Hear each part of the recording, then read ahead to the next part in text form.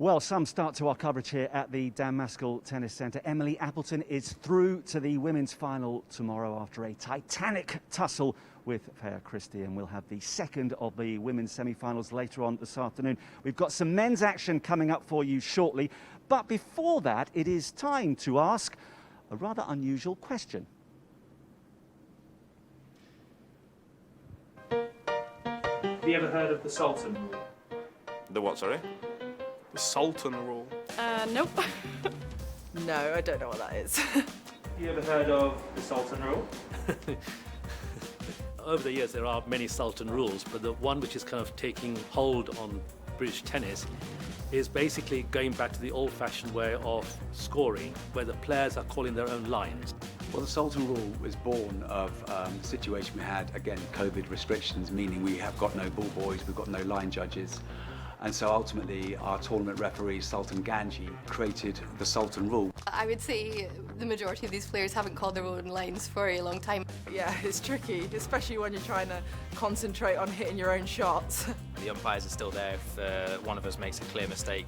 I think sometimes, some players that, you want the ball to be out that much, sometimes you actually do see it out. I don't think anyone's doing it on purpose. It's the main rule that I would change in tennis as a whole. I'd prefer to see players calling their own lines with an umpire intervening. I think it'd add a bit more humanity to it, and it'd add a bit more sort of entertainment for the people watching, even, dare I say, if there's a few dodgy calls. As a match progresses, tensions increase. If the scoreline is tight, there are some looks at the umpire, there's some looks at the opponent, and there's maybe some hesitation. If someone was trying to pull a fast one, I'd hope the umpire would actually step in and overrule. We're all friends here, and if anyone was to do that, I'd be very disappointed.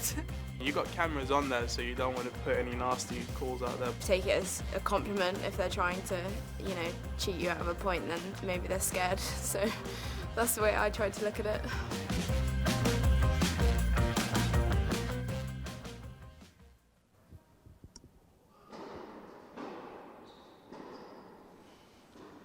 Just one of the fascinating dynamics of this week's tennis. Jenny Drummond has joined me courtside. I presume you are au fait with the Sultan rule? I am indeed. I know a lot about it because I've been here all week with Sultan, and let me tell you, he's not a man you mess with, because he docked a point off Monica Seles in the 1992 Wimbledon final against Steffi Graf for grunting when she wasn't supposed to. So he is not a man to mess with, and he is a stickler for the rules. Yeah, clearly not afraid to lay down the law when he has to. Have the players respected each other so far this week, do you think? Yes, they have. They know they did it in juniors. They called the lines when they were juniors. They know what it's about, and of course there are tough times when the matches do get a little bit tighter, but generally on the whole they really have been honest. We are getting used at the very highest levels of the game now to not having various officials courtside. That seems to be a thing for the future. Could you see one day the situation arising where the likes of Novak Djokovic and Roger Federer are having to call their own lines again? To be honest, no. I don't see that happening for a couple of reasons, in that the players are so involved in the match. They're concentrating so hard on actually hitting the ball, rather than calling the line, and I think that's maybe a little bit too much. Especially, can you imagine a Grand Slam final? That is super, super tight. And essentially it's also kind of a credibility thing. They are the best in the world at tennis, and they then have professionals calling the lines for them. So to be honest, I don't see it happening, and I don't know what their reaction would be either. Who knows in this crazy world in which we live in. The players are waiting to come on court for our next match. So very quickly, before they can maybe hear what you're going to say, what are you expecting from an encounter of real significance to both, with third place up for grabs potentially for the winner of this match? Yeah, I think it's going to be a really exciting match, to be honest. Someone like Jack Findle-Hawkins has great net play. He was so unlucky against Josh Paris yesterday to lose that match. And Mark Whitehouse is a big hitting guy. He's got big serve, big backhand. So two contrasting styles, so it's set to be a really exciting match. Yeah, the big hitters have been big hits so far this week, at least. And over my right shoulder, just behind the curtain, they are waiting to come out. And first of all, it will be Jack Findle-Hawkins, who is 26 years of age and from Devon. There he is. He just missed out on a place in the semi-finals. He's currently ranked at 910. He's been as high as 635. He beat Anton Matusevic at the start of the week. Won a silver medal for Great Britain at the University Games with Luke Johnson. He does love to come forward. Andy Hyam is his coach. And as a 5-year-old, he presented flowers to the Queen at Marine Camp. So he is used to mixing with royalty. And his opponent today is Mark Whitehouse, 27 years of age. He's ranked 630. He's been as high as 497. He trains in Reigate. His coach is James Smith. He's a maths student. He's represented Great Britain at the University Games. He's also a very talented gymnast and can apparently walk on his hands. I don't suppose he'll need to do that today. Don't even look at me. No, you're flexible. Have you ever walked on your hands? Not since I was a kid and did gymnastics, so I'm not attempting it right now. Not even late at night after a... Absolutely not, Marcus. No. Okay. Shall we get back to the tennis? Let's get back to the tennis. The conditions, it's not as cold as we were led to believe earlier in the week, but which of these players do you think might feel more comfortable out there today? Well, to be honest, they've already played 5 matches. They've both played some great tennis. They've both had some great wins. Jack Findle-Hawkins has had some really tight battles out here on a few of the courts, and yesterday really was a massive battle. But to be honest, I think both of them, this is a good thing about the UK Pro League, is they get to play so many matches. So by today, day 6, I think they're both ready to go. Yeah, and that is the beauty, as we said at the very start of the programme. For tennis players, normally you turn up at the start of a week and you know there is a danger that 2 hours after the tournament begins, your direct involvement is over. Fitness permitting, the fact that you've got 7 matches throughout the week has to be a major bonus, doesn't it? Oh, for sure. The only other factor is that physically, if you've had a number of tough matches, can be a little bit difficult. Yesterday, Josh Paris, he hurt his abdominal, and you just have to figure out how they're going to fare the next day. But certainly, they're delighted to be playing tennis, to be playing match after match after match right now. Yeah, well, they know each other pretty well. The usual formalities before the start of the contest. Competitive, but also compatriots. That's the other lovely thing, the fact that everybody gets to know each other so well. Of course, you've got to put your business head on, Jenny, once the match gets underway. But that camaraderie has to be an advantage as well, particularly in a sport which is so individual for most of the time. Absolutely. I mean, these guys have been working their socks off so much, and they just haven't been able to play much competition at all. So to be back on the court, to be playing a number of different matches, it also adds to the rivalry too. This is what the UK Pro League does, because they know each other. They're, as you said, they're compatriots. So that's something I'm really excited to see over the coming weeks, is how the rivalries build week in, week out, because they're going to have to play each other on a regular basis. Yeah, and don't forget that you are playing for a place at the end of the week. Somebody's going to finish first, somebody will have to finish 12th, but the prize money is affected by your final position. And of course, there are points available each week leading to the final week, which will be a very special few days that's going to be staged in early November. Well, Jenny is going to head across to the commentary box, try and keep as warm as you can. Don't walk on your hands. And in the meantime, we'll rejoin Abigail Johnson. The clashes to reach the 5th place playoff are kicking off, and there's a lot on the line here at the UK Pro League Week 1, not least the ranking points on offer in the series, and there are 8 for a 5th place finish, so still much to play for the 2 players currently on court 1. Here is Jack Findle-Hawkins on your screen. He barely missed out on a place in the top 2 of his round-robin group. There was a strong field there. Anton Matusevic, the highest-ranked men's player in the draw, topped it. And Josh Paris tied on 11 points in 2nd place. Findle-Hawkins hot on their heels. So with the kind of form he's brought to the UK Pro League, he will be fancying his chances against Mark Whitehouse, who finished 4th in Pool B and had some scary good power tennis on display at times. He's got a big serve and a heavy backhand that Findle-Hawkins is going to have to use all of his hand skills to combat. So I'll shortly be joined by Jenny Drummond to take you through this one. She's going to hot foot it over. She's been a busy woman so far today. And we've already had the first match of Court 1 been and done. Emily Appleton coming from a set down to defeat Freya Christie 10-6 in the match tiebreak. So she's into the women's final. She'll face the winner of Alicia Barnett and Beth Gray, who face off later in the day on Court 1. Turn our attention now to this one. And they'll be interested in the result of the match that's currently happening over on Court 2 between George Houghton and Mason Recce, also looking to reach that 5th place playoff tomorrow. Mark Whitehouse on the near side of the screen, one of the higher ranked players in the draw, current ranking of world number 625.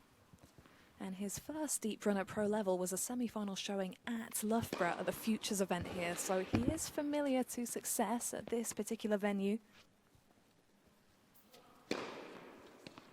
Jack Findle-Hawkins made some of his first deep runs at pro events in the UK as well. He's from Devon, now doing a master's degree in Nottingham, so based not too far from here.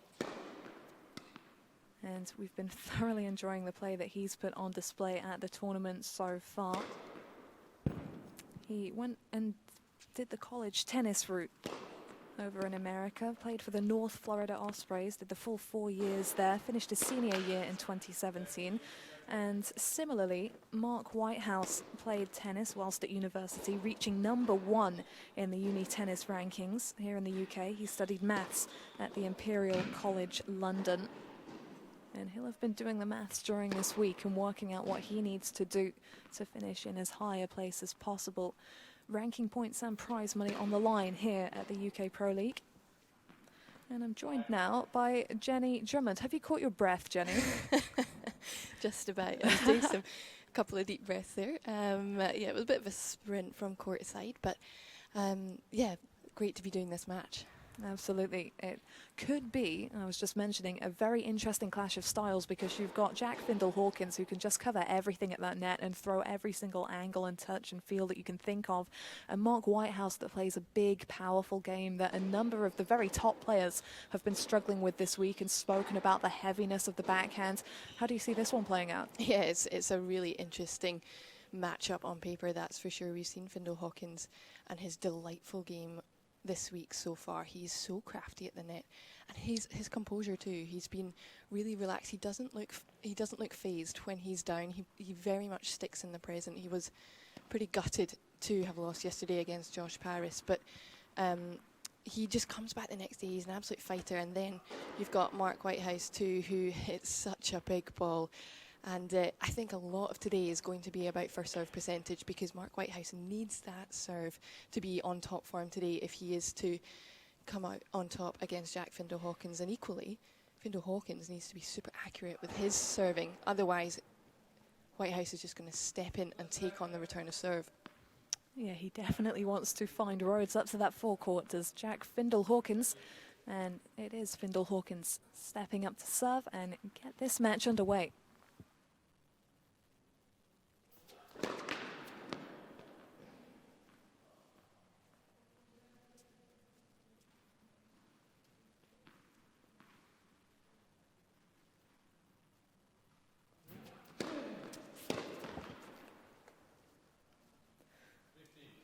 We saw it straight away there. The return didn't come back, but Findle-Hawkins quickly stepping inside that baseline.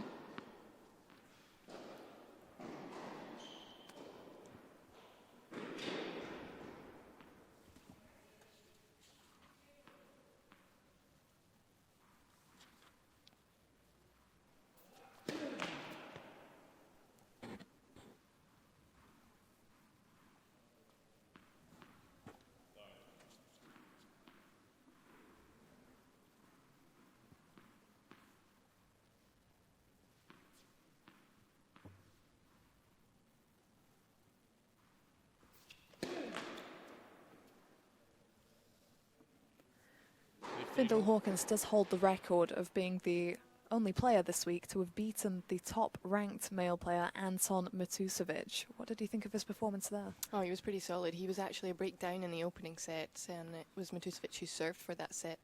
Findle-Hawkins just took his chances, and do you know what? Matusevic couldn't get a handle on the serve and volley game, and Whitehouse hasn't played a serve and volleyer this week. So I wonder how much that's going to be a challenge for Whitehouse to start reading. Yeah, with his kind of game, he needs a bit of a rhythm, Whitehouse, to get those shots lined up. And you feel that Findle-Hawkins is definitely the kind of player that can disrupt that, rush him as well with his approaches up the court.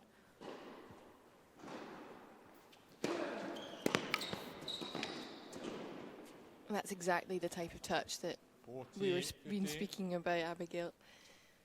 He missed a few crucial backhand volleys yesterday, Findle-Hawkins, that did cost him. But he also came up with some absolute stunners.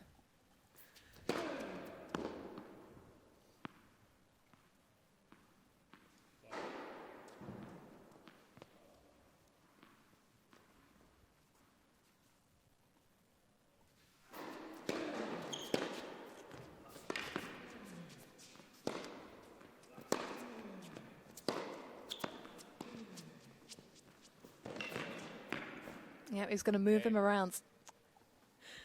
Since you mentioned yesterday, tiebreak, first set, 7-8 down. Oh, Their hands from Findle-Hawkins to dig an impossible-looking shot, dropping it over the net. That's a joke, he yelled after he'd hit it. I mean, it seriously was. yeah, if you've got the chance, go and rewind and watch that point once again, because Josh Paris thought he'd got the set wrapped up. Paris actually served for the set. Findle-Hawkins broke, then went into the breaker, and let me tell you, the standard of tennis that was being played there was just outrageous. I mean, Findle-Hawkins is ranked just inside the world's top 1,000. Paris ranked outside of it, and it just was incredible. One of the best sets I've seen this week.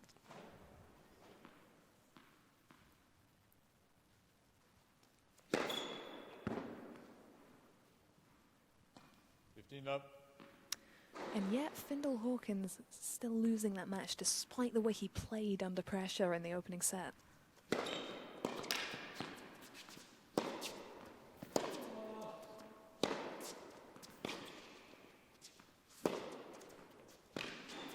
Yeah, it was an interesting one because he was the one under pressure in the opening set, came through the tiebreak, which was quite incredible, but then lost the next set 6-love, and I mean that suggests that it was an easy set for Josh Paris, but it wasn't. It was a really tight set. Most of the games went to deuce, and then in the championship tiebreak, Josh Paris just stepped it up. His serving performance was top notch, and he's a gutsy guy. Josh Paris really wears his heart on his sleeve, unlike Findle-Hawkins, who is as cool as you like. Certainly on the court, maybe he isn't inside, but good game face, yeah. Exactly, he'd be a good poker player.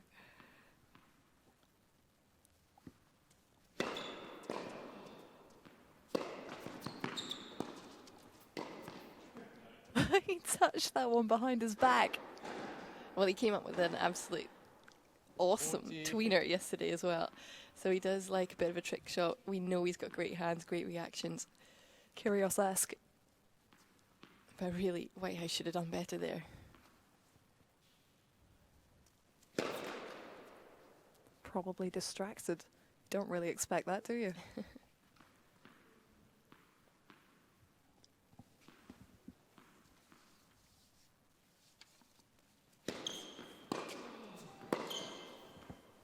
Oh, he scorched that sideline. Well, some statements made from Whitehouse as he levels on the scoreboard to get us underway. And that's the beauty of this UK Pro League. These two not into the semi-finals, but still so much to play for this week. Oh, there really is. Every player involved is placed, and it's different prize money, obviously, per place. And these players want the competition, they want the wins, they want the money.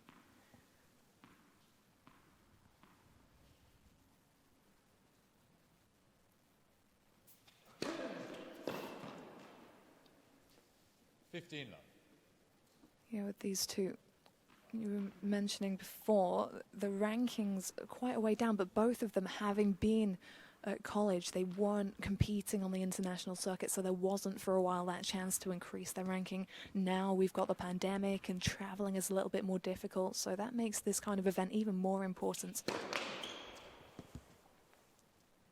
And what I'm trying to say there is the numbers beside their names aren't necessarily an accurate representation of the kind of quality they can produce, particularly on the Findle-Hawkins side of the net, because he's ranked a fair few spots lower than Whitehouse.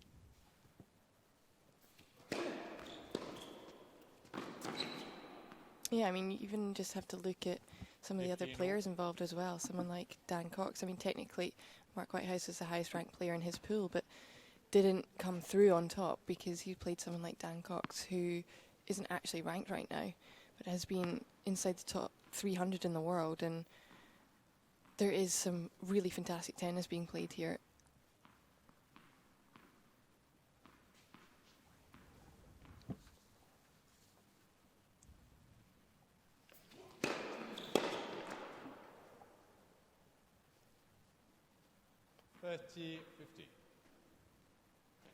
Well, two big serves on court, and that can apply the pressure right from the offset, because when there are two big serves, you're looking for an early opening while your opponent's maybe still a bit cold.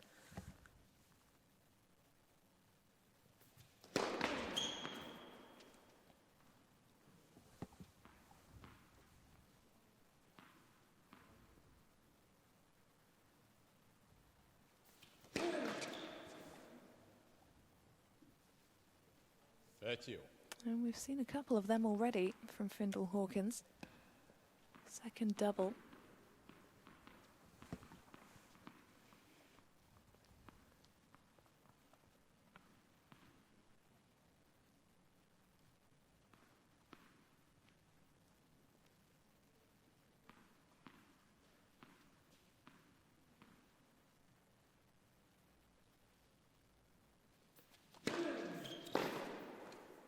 Oh, come on. 40. The timing on that shot. He has to be so on it, so focused on the return. Well, just take a look at this now. It cuts off the angle, takes that ball so early. Absolute screamer of a return of serve down the line. Early opportunity for the higher ranked player. Whitehouse locking in here. And he catches him. Game. Whitehouse. Really good stuff to start off from Whitehouse. He made a statement with that hold of serve, and then he makes the breakthrough. He heads into the first sit down with a break in his pocket.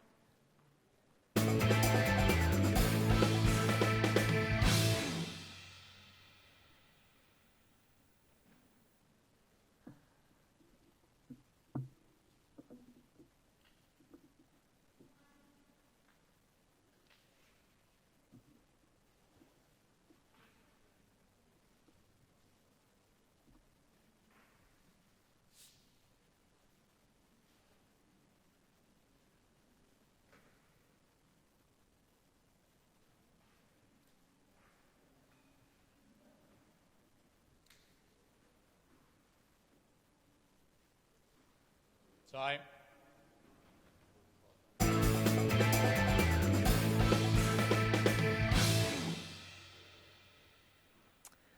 Well, the early break has gone the way of Mark Whitehouse just now in that previous game. Locked into a couple of returns. And here he is serving to consolidate. Yes. Anticipated the serve and volleys of Findle-Hawkins well there. So at what point does Findle-Hawkins need to change that up? Well, he's got to be more accurate with his serves. Can't have them sitting up in the hitting zone of Whitehouse. Got to make sure that he varies the pace, varies the spin. And also, there's not a lot you can do if Whitehouse is nailing the ball at you.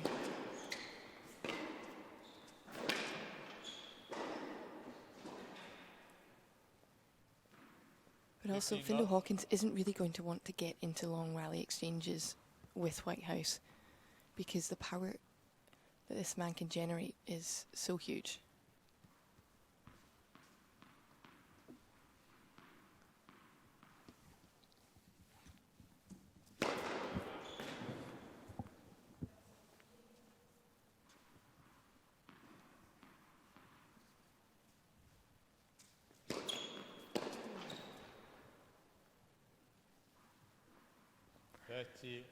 Well, you can understand why he jumped on it. You want to attack those kind of serves. The openings on the return are going to be slim. Exactly. He's trying to take his chances. He did that against Josh Parrish yesterday, who is a big server. Well, that's more like it. 30-50. Do you think that was a good preparation in terms of style, that matchup yesterday for Findle-Hawkins? Well, Paris actually likes coming to the net quite a lot. It was good in the sense that he's a big server, so that's an element of his game that's similar today that he's facing.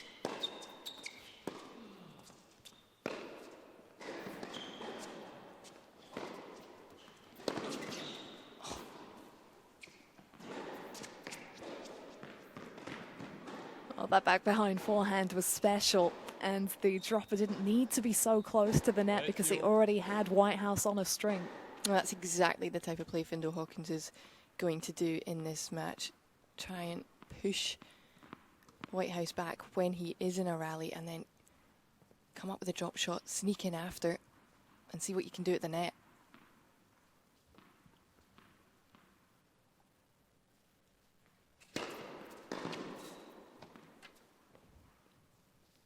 (40-30).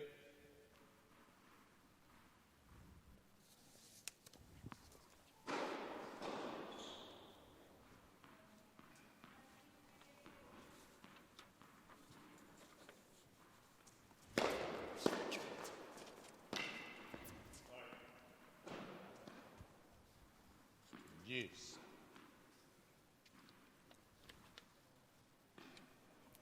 Both players, though, haven't quite found the rhythm. It's sometimes hard to get going, especially when you do have contrasting styles. You're not able to just have a few big rallies from the back of the court. So this is a key game for Findle-Hawkins to stop Whitehouse consolidating. Don't let him get momentum. And he's got a chance here.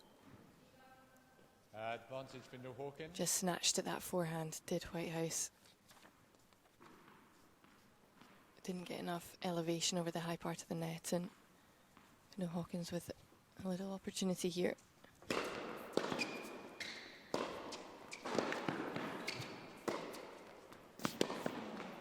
Oh, the defensive play had to be so good there, and yet he clipped the net, but it's low travelling stuff from these two.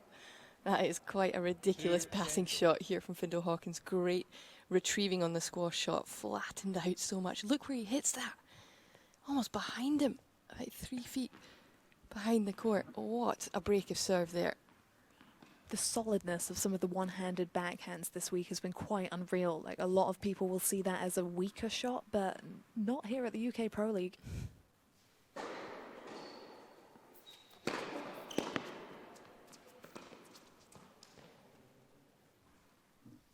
Love 15.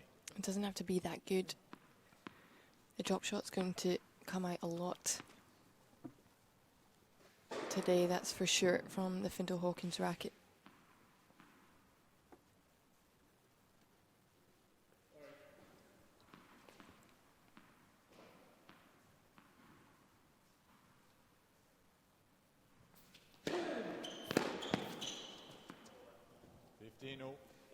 The spin on that tee serve, you could just see it curling away from Whitehouse racket. Yeah, you got a lot of movement on the ball there. And just pulled Whitehouse so far out the court.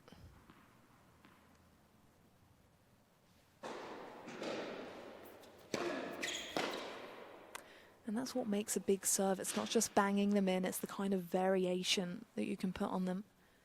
The smartness of it and the placement. And that one kicked into Whitehouse. That's great movement at the net. Had to shift his body out the way ever so slightly. Lovely crisp forehand volley there. Particularly with him wanting to constantly move up the court. That's going to be a smart second serve choice to enable that forward movement. If he needs the second serves. Yeah, first ace for Findle-Hawkins.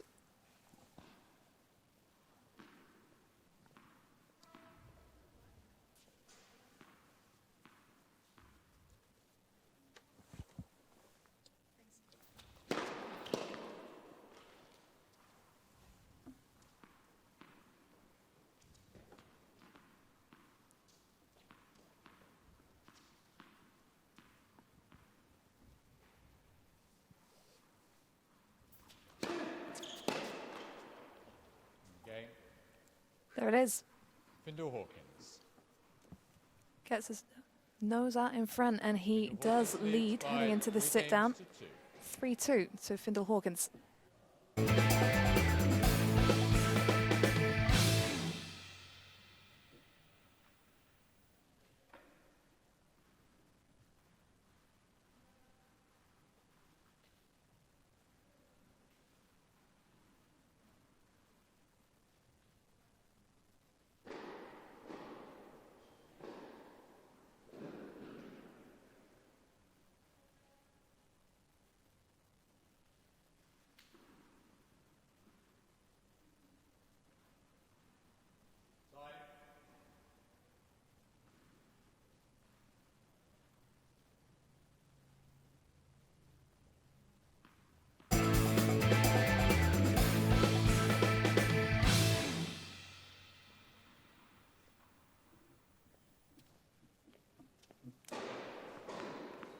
Well, we keep going here on court 1. Findle-Hawkins just got his nose out in front with that last hold. Net first serve.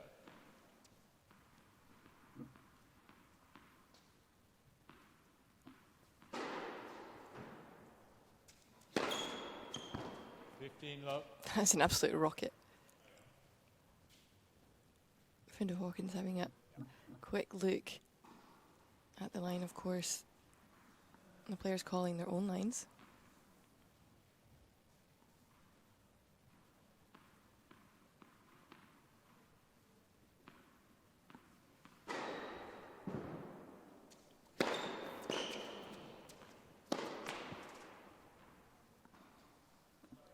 You know, it's all about just digging those returns and getting them with depth. A lot of the guys have struggled with the weight of shot from Whitehouse this week. These are heavy, traveling low, traveling conditions already at the Dan Maskell Tennis Centre.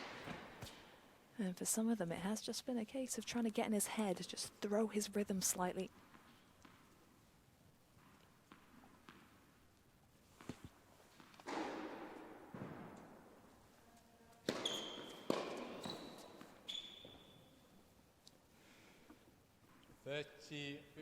He's missed a couple of returns, Findle-Hawkins. That's something that was so tight in his game yesterday. Barely missed any, especially off a second serve. You can see what he was trying to do there, ghost into the net. Put the pressure on Whitehouse.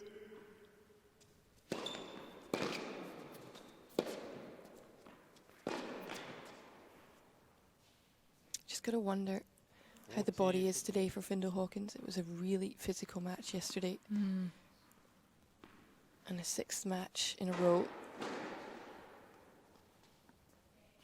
And when you've not been playing all that much, it can take it out of you.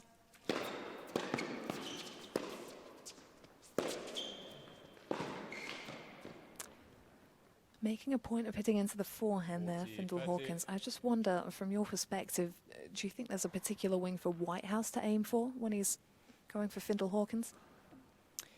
Well, certainly the backhand, in terms of it's slightly, the forehand generates a huge amount of pace, and if you can get, because he's a single hander, if you can get him on the back foot on the backhand, it's much tougher.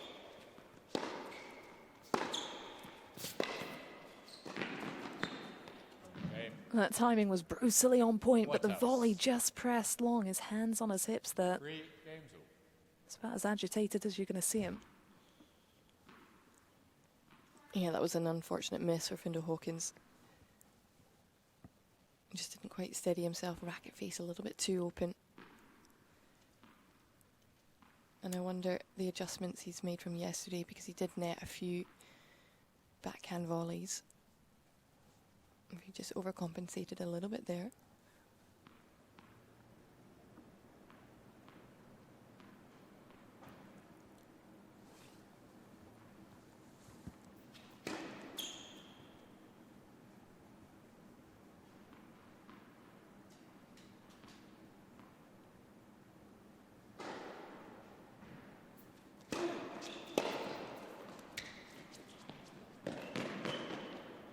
There is the ridiculous touch. The way he just drops it over from so low below the height of the net. It's also his composure when he hits the ball. That's a tough pick-up to hit, but just keeps his head down. Doesn't try to do anything too fancy. Lets the ball do the work.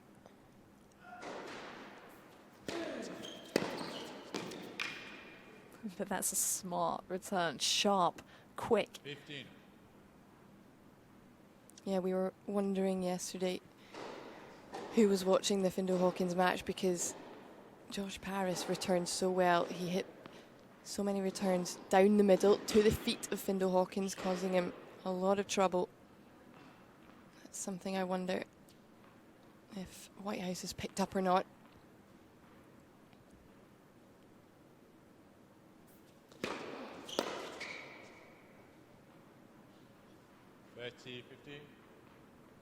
Well, that's one way of stopping him attacking. That body serve could become quite key for Findle-Hawkins. Jamming his opponents up.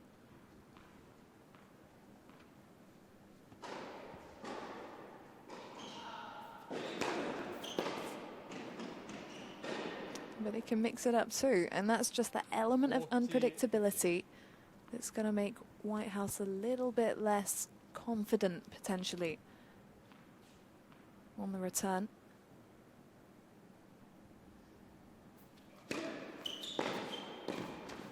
Sticking to it, though. 40-30. That was a big hit, return of serve from Whitehouse there. Findle-Hawkins just not quite hitting through that volley. But given his game style, you're going to see some absolutely classic, beautiful shots at the net, and also, in turn, going to see a few unforced errors too.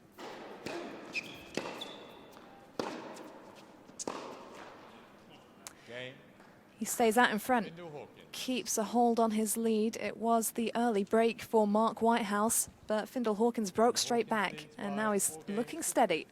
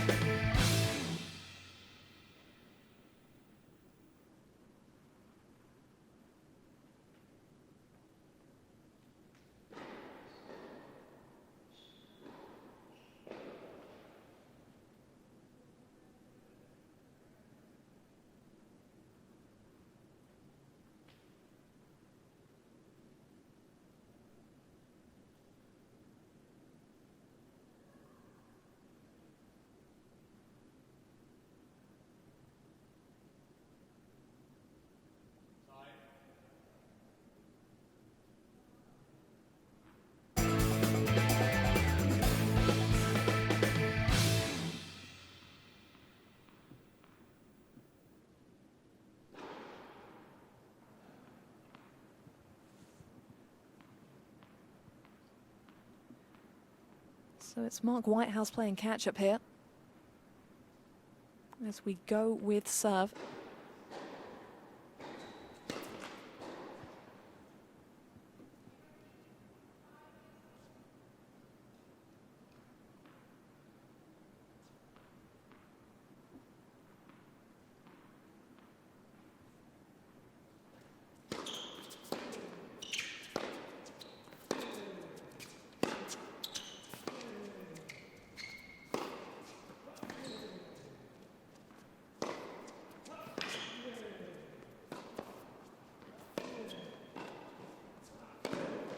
Well, he dipped that one himself, didn't he, Findle-Hawkins? And it looked like he had that forehand lined up. 15 love. Yeah, Whitehouse did just enough with that backhand volley. It sat up a little bit for Findle-Hawkins, but couldn't drill it down the line effectively. And Whitehouse was ready and waiting.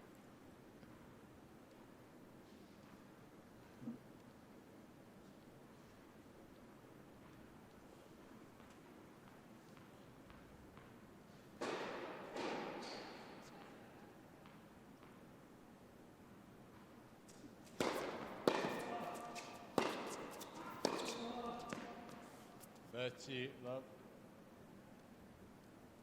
The depth of shot, so important for Whitehouse, just to hold Findle-Hawkins back in the court.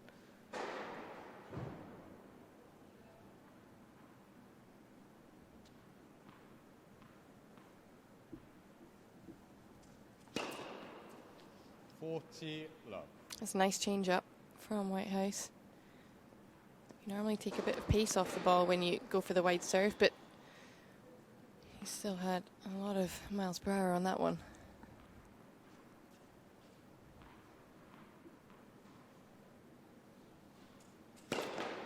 Net, first serve.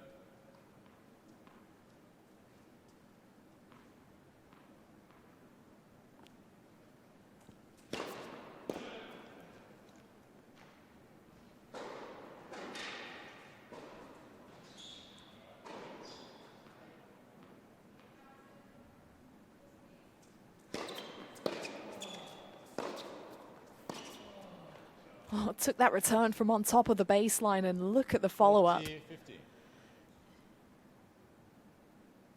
It was a beautifully struck backhand, although I think he had 2 hands on it when he hit it here. He did. Opted for a double-hander. Keeps it flatter.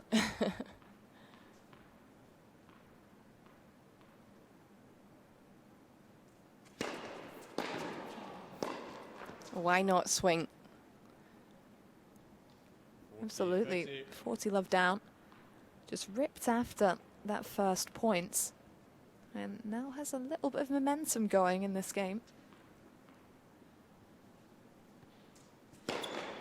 Net, first serve.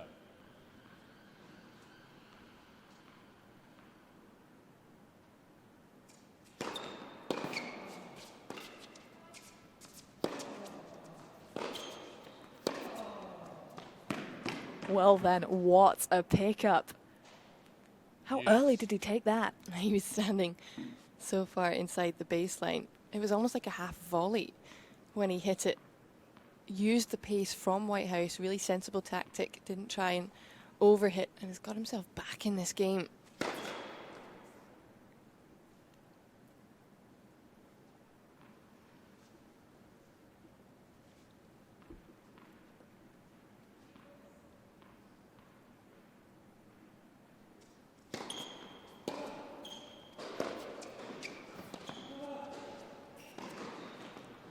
Well, I talked briefly about the need to get in Mark Whitehouse head coming back from 40 love down. That might have done it. That slice from Findle-Hawkins is just so crucial to his game plan. The short slice on these courts just dies. The ball doesn't sit up at all. Well, this is a big break point. Look at that scoreboard. And it's a big return to seal it. How good is that from Jack Findle-Hawkins? Well, Findle-Hawkins really upping the ante there when he was down in that game. Played some incredible shots. If you're Whitehouse, there wasn't really a lot you could do about that. But now Findle-Hawkins in the driving seat in this opening set.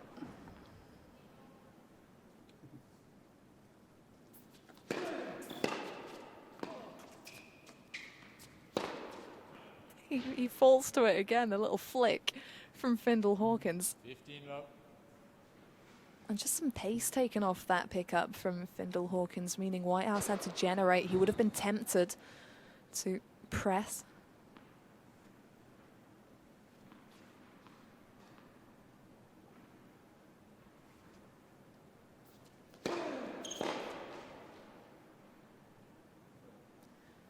You mentioned earlier in the set, Jenny, about the composure of Findle-Hawkins and the way he doesn't really react to situations, and that has been so key here, from being a breakdown to kick things off to now serving for this set. Yeah, it has, and if you, contrastingly, if you look at Whitehouse's body language in the last couple of points, he looks frustrated, he looks down on himself. I think he's thinking not again, because he's been in these kind of situations throughout this week where he's been closely contested and just not come out on the right side of key points, key games.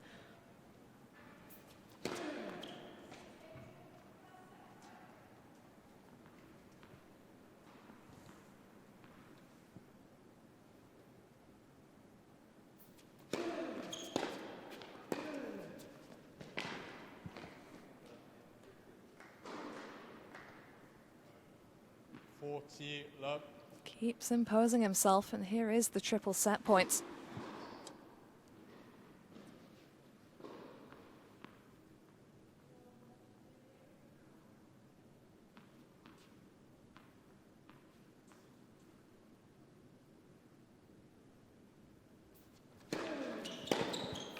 Oh, come on. Now that is the swing of a man on the brink. He's not done yet. It's like the kind of swing that Findle-Hawkins took to get back in the game where he was 40 love down. And we saw what happened there. This is not done yet.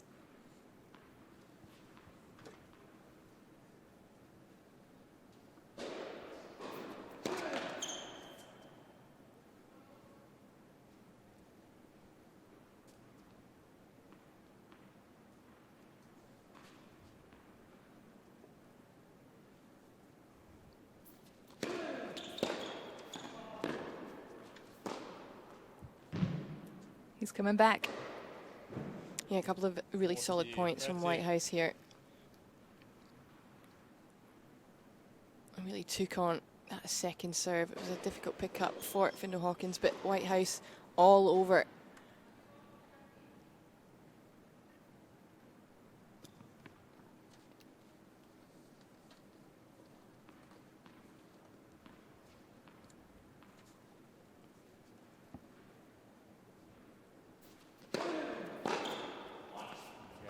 There it is. First set wrapped up for Jack Findle-Hawkins. He came from a breakdown, and now he is strongly out in front. It's 6-3.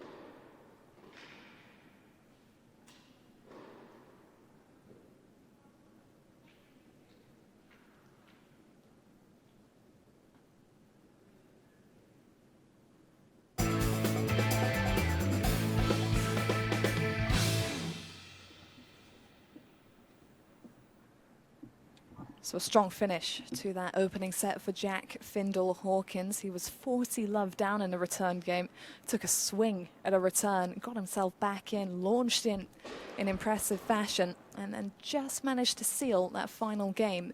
As Whitehouse was coming back, we knew, Jenny, coming into this match, that the margins would likely be slim because of the big serves, because of the big hitting. Did you expect Findle-Hawkins to edge that one? Well, you never know with him. I mentioned at the beginning of the match, he plays in the present, and by doing so, he doesn't let other points get to him. He doesn't let the fact that he's going to break down in first affect him. He just plays every point as it goes, and therefore he's able to turn it around when he has gone down. He doesn't let his shoulders, his mentality go down either. Love 15. That's a big first return straight to Whitehouse feet. Just not giving him any angle to lock into.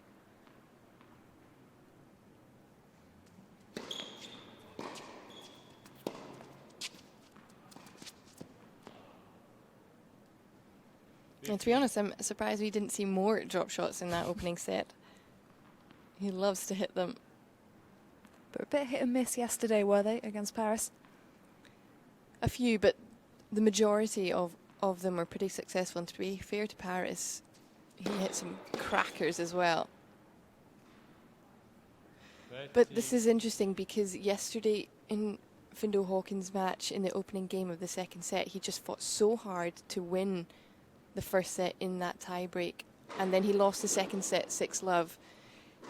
The only game I could say he was sloppy in really was the opening game of the second set, where he just seemed to relax a bit too much. It didn't necessarily feel that every point was as important as during the tie break. And that's something that the top players are so good at doing.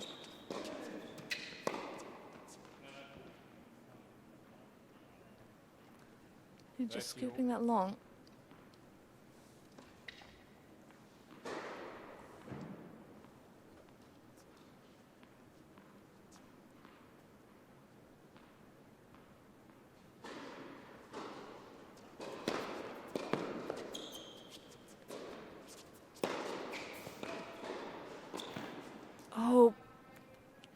serve and first forehand got him in exactly the right position. 30-40. This is credit to Findle-Hawkins too. Just punting the ball back down the middle, not giving Whitehouse any angle.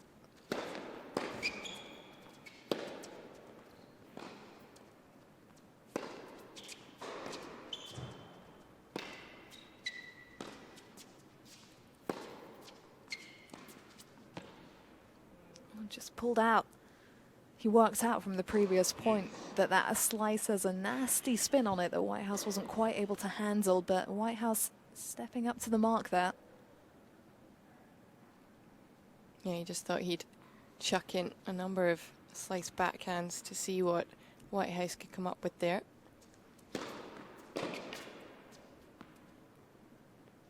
Advantage Whitehouse. Totally unsurprising, by the way, that this first game of the set has gone to deuce. How many times do we see this? It becomes a tug of war, and then it can be such a momentum and tone setter for the rest of the set, whoever comes out on top in this game. So it becomes doubly important for Whitehouse.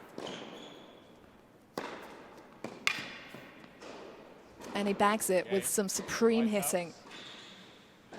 Yeah, some important first serves there for Mark Whitehouse.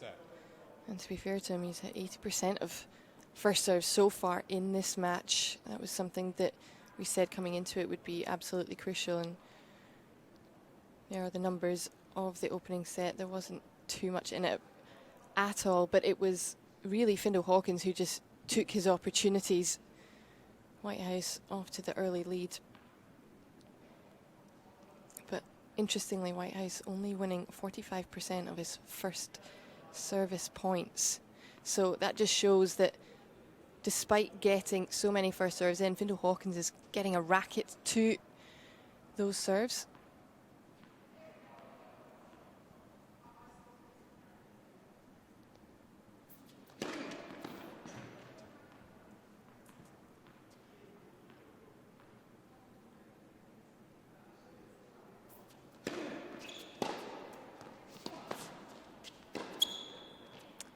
Bit of a taste of his own medicine there. So emphatically in the corner. Saw him step aside to take that on his backhand down the line. It's definitely a devastating shot. Yeah, it was lovely footwork there from Whitehouse. You could see him pretty much dancing as he made his way to the net.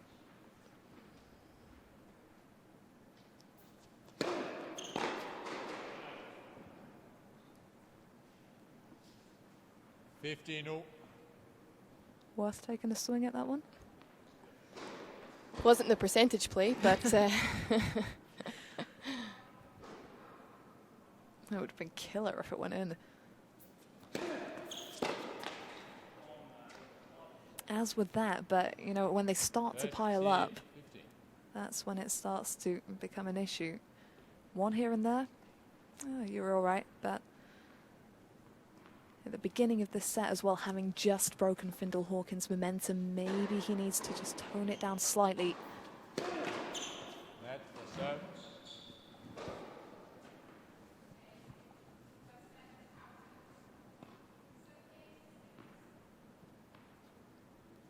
George Houghton edging the first set in a tiebreak over on court 2 over Mason Recchi.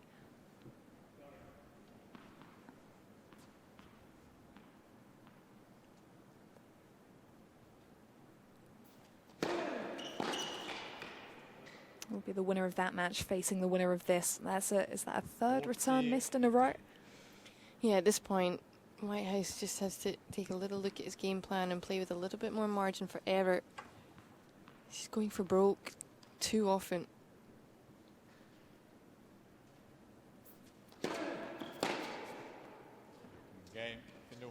Yeah, he definitely didn't hear you there. Good to know the commentary isn't floating too far, but yeah, that could prove to be quite a big game. Whitehouse had just stopped the momentum of Findle-Hawkins, and there, even if he wasn't going to break, would have really liked to get his teeth into that. And you could see him going after it, but the margin was just too slim.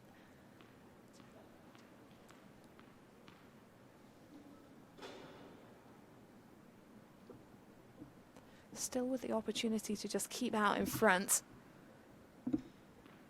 Serving first. Net for serve.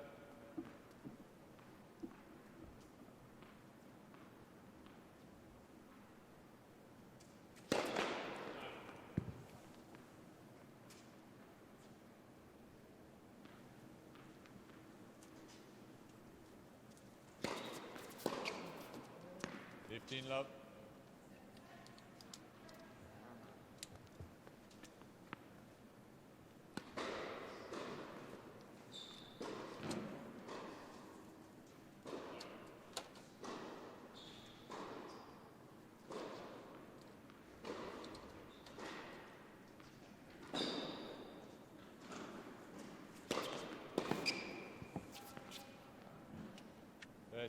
Love. You could see what Findle-Hawkins was trying to do there with that return of serve, just punt it back in play, take the pace off it. Just pushed it a little long.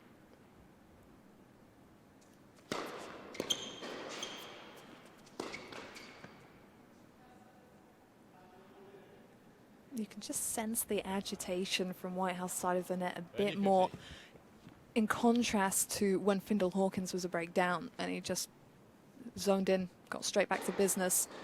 And in a clash of slim margins, it's that kind of thing that can make the difference.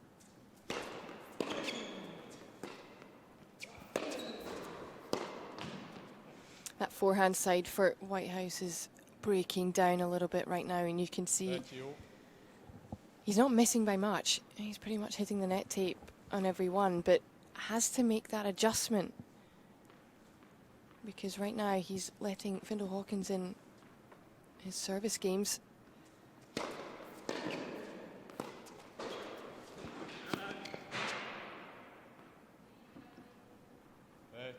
Great depth though from Findle-Hawkins in that return of serve, and a good tactic to go down the middle, because especially if your opponent is missing.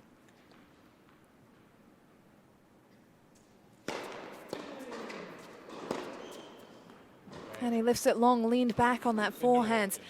Just a little bit of negative body language there from Whitehouse, and it is Findle-Hawkins with the set and a break advantage.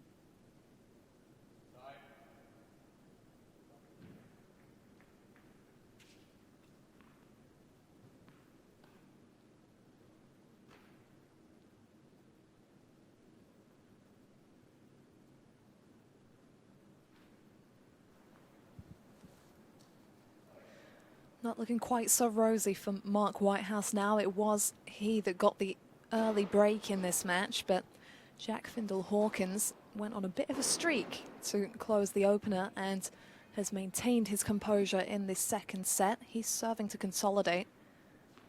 As Whitehouse did it 2-1 in the opener, Findle-Hawkins broke back though, so big game right now. And a big serve to launch it.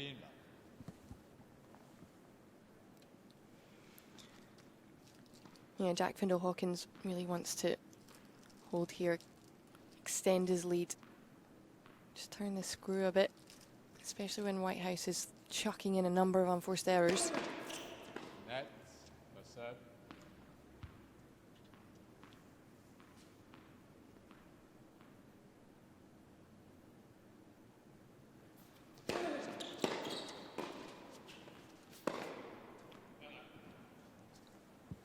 Once again, small margins that Whitehouse is missing by, but hasn't yet made that adjustment, missing by a couple of inches wide. Just has to pull that couple of inches inside the line. What a different story it could have been so far.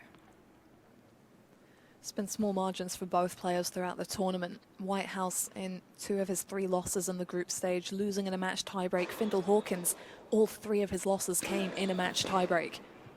So these two really have been close. 40 love. Particularly Findle-Hawkins, he was just 2 points behind Josh Paris and Anton Matusevic in that Group A. That clash with Paris ultimately decisive.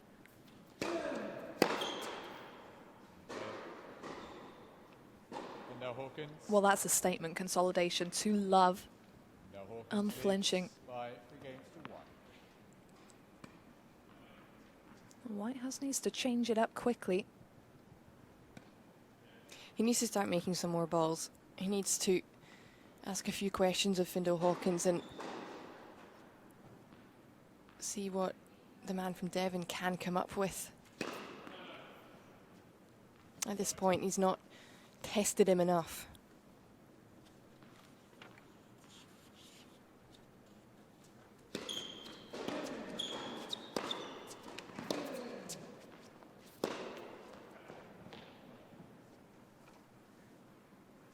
Love. Made that one though. Big hitting forehand.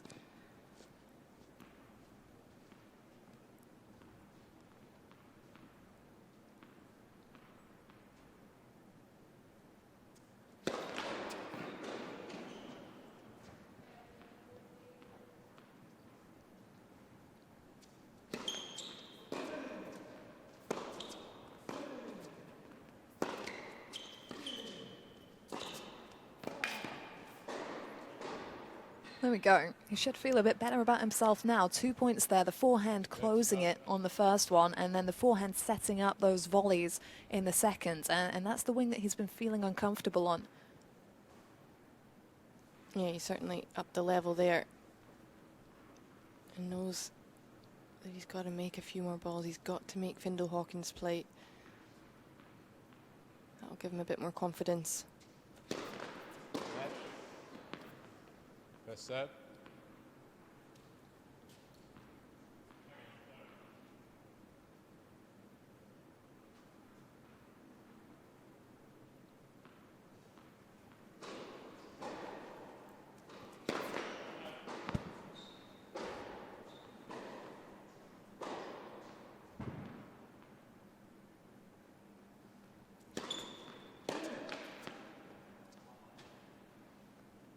Love. Well, at the moment, he just has to do his bit and stay in touch on the scoreboard. And a love hold would be welcomed.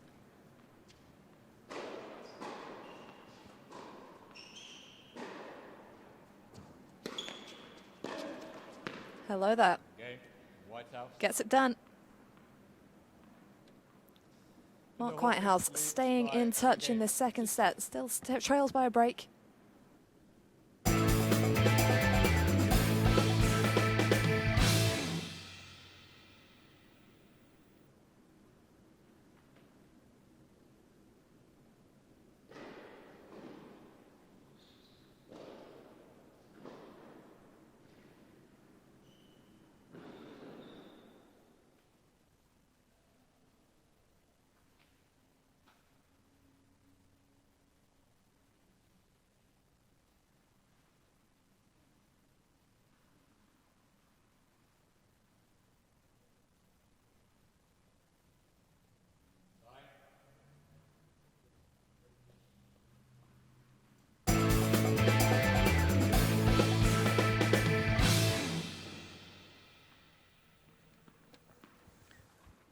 So Mark Whitehouse just held to love to stay in touch in the second set, but he still needs to solve the Jack Findle-Hawkins riddle. This man up a set and a break.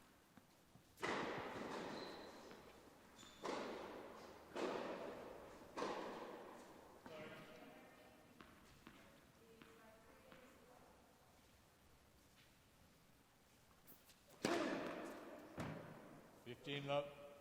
Emphatic start, what can you say? Yeah, it's a great serve out wide from Findle-Hawkins, the second ace of the match.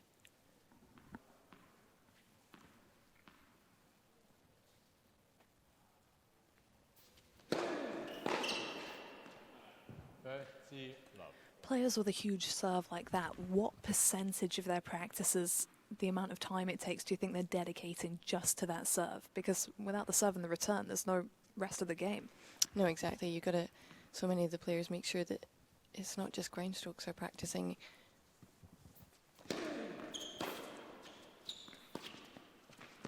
But that's been a difficult element for so many due to the pandemic in lockdown. There are shots you're not able to practice, and also their fitness too. Serving uses a lot of different muscles, a lot of stomach muscles. Use your hips so much as well, and so much of their training has to be dedicated to using all types of muscles due to the different strokes in tennis.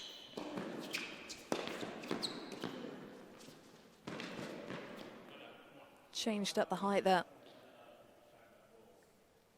But Findle-Hawkins ran him around. 40, He just looks so steady in the forecourt. He doesn't try to do too much with that volley. He just pulls it short. Whitehouse reaction says it all.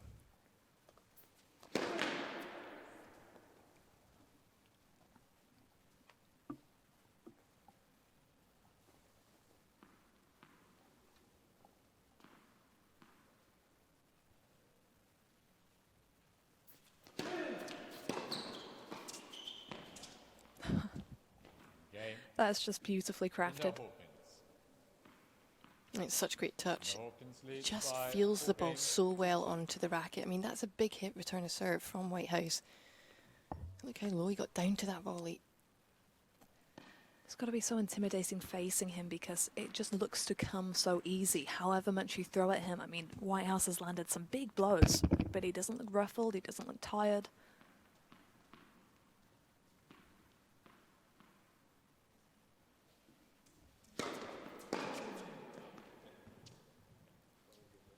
love.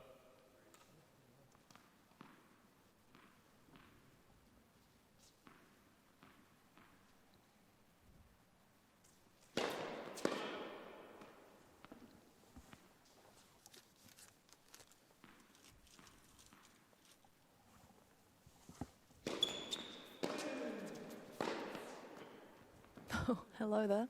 30 love. Sledgehammer up the line. That is the Whitehouse game there and then. Absolutely huge backhand. Really used the strength of the outside leg there.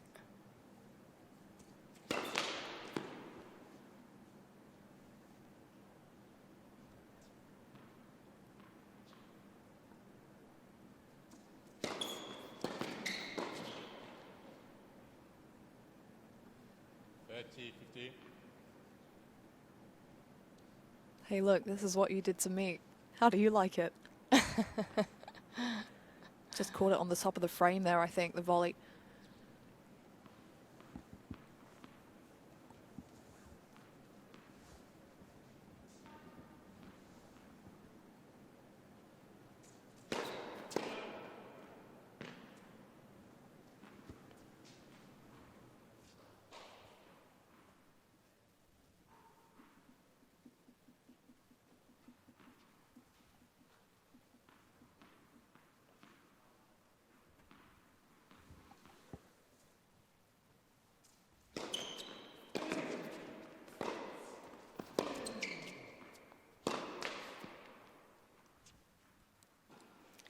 The forehand he's thinking.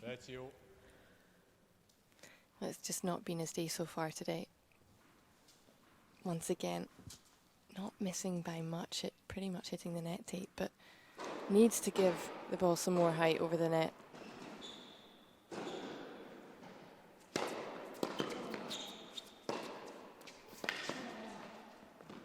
Oh, wow. Well, he really didn't need that. And look what it does to the scoreboard. Break point for the double break. And it would have Jack Findle-Hawkins serving for a big win.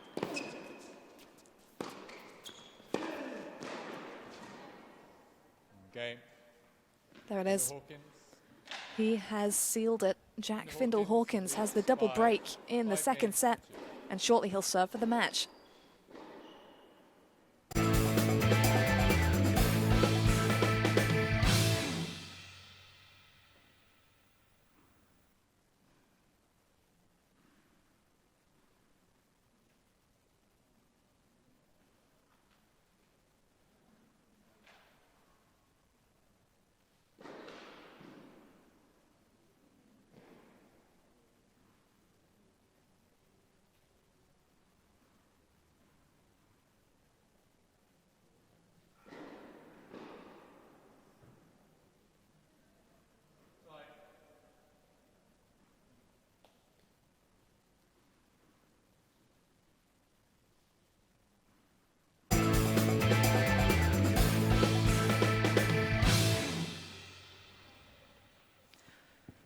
Well, Jack Findle-Hawkins has just had such a fantastic attitude out here.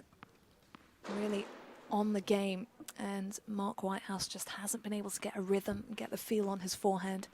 That has this man serving for the match.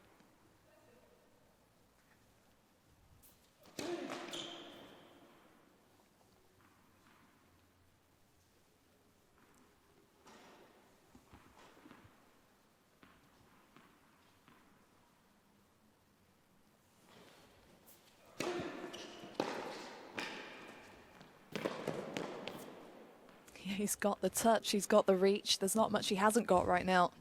Absolutely right. He's just able to pick the ball up off his shoelaces on so many occasions. Great net coverage from Findle-Hawkins.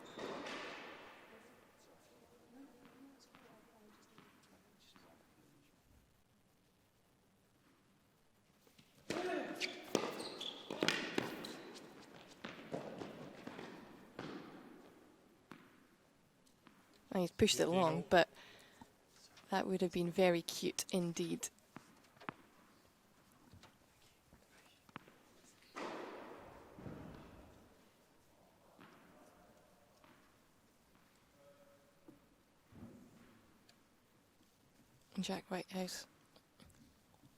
Mark Whitehouse, excuse me. I've been commentating on a lot of different players this week. Jack, Mark, what's the difference? One syllable. I'm merging the two names, you see.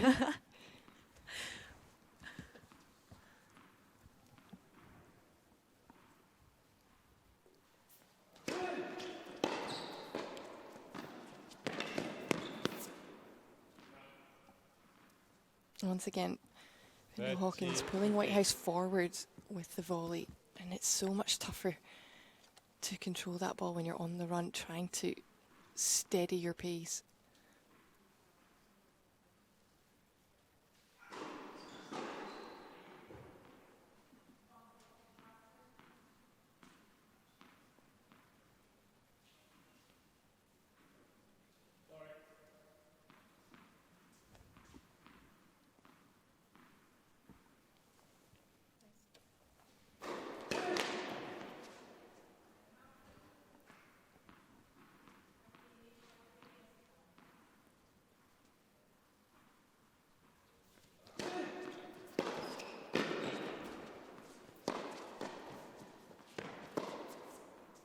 He passes the wall.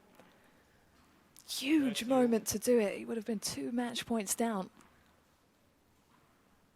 Yeah, that was a good pickup from Findle-Hawkins. Had to hit up because Whitehouse dipping it so low. And on that occasion, Whitehouse getting the passing shot.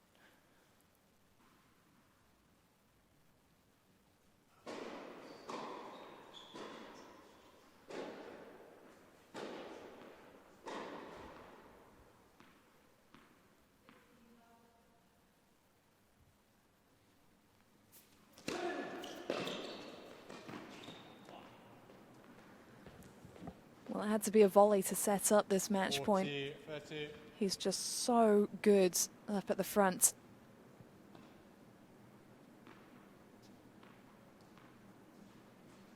One point away from wrapping it up.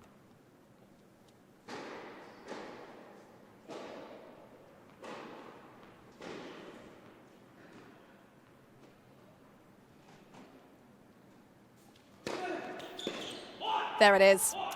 He seals his place in the 5th place playoff, does Jack Findle-Hawkins, and boy is it well deserved. He put on some stunning displays in the round-robin stage, and he just kept the ball rolling here. Went down the early break, but from there, he really just didn't look back. No, exactly right, Abigail. It was an extremely solid performance from Jack Findle-Hawkins all the way through that match. And Whitehouse, his level wasn't quite as it's been the rest of the week. Was making too many unforced errors off that forehand wing. But to be fair to Findle-Hawkins, he was so solid from serving to the front of the court as well. And there are the stats. Those first serve points won, the percentage is whopping from Findle-Hawkins compared to Whitehouse, and it shows how well Findle-Hawkins was reading the return as well, not giving Whitehouse many cheap points at all, which is something that he's used to with the big first serve. Yeah, for sure. Findle-Hawkins was really smart with his return of serve play, often just punting it down the middle to Whitehouse and saying to Whitehouse, come up with something here, which he couldn't. Didn't have an angle to work with and essentially overhit a few times. Made too many unforced errors, did Whitehouse. But Jack Findle-Hawkins, another solid performance from him. It's been a really good week for him. He's narrowly lost out in a couple of matches, most notably against Josh Paris yesterday for a spot in the semi-finals. That one came down to the championship tie-break, but he's such a fun player to watch. He hits some miraculous shots, that's for sure, and the hand skills of this guy, just incredible. Next level. And it was interesting to see that big reaction to the win. He keeps his head so level throughout a match, but he let it all out at the end there. Jack Findle-Hawkins, that was so well earned. We've been deeply enjoying watching him. Time for him to have a chat with Marcus Buckland. Well, Jack, many congratulations. You narrowly missed out on a place in the semi-finals, so how proud are you at your response today? Yeah, it's been a long week. A lot of close matches, and with that format, it's always going to kind of create some exciting tennis. But was happy with the way I was playing and came up short yesterday, but was just proud to be able to come back today and play a good match and move on to tomorrow.